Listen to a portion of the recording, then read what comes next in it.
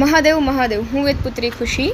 ગઈકાલે 12:30 આજુબાજુ આ દાદા અમને AR મોલની સામેની બાજુ જે ગલી જાય છે ત્યાં જોવા મળ્યા.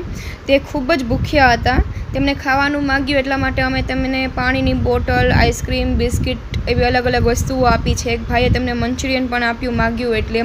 પણ આ દાદાની હાલત ખૂબ જ ખરાબ છે. અમે ઘણી બધી સંસ્થાઓને ફોન કર્યા પણ કોઈ સંસ્થા અમારો ફોન ઉપાડતી નથી અને વળતે દિવસે પણ કોઈ સંસ્થાનો રિસ્પોન્સ અમને આવ્યો નથી.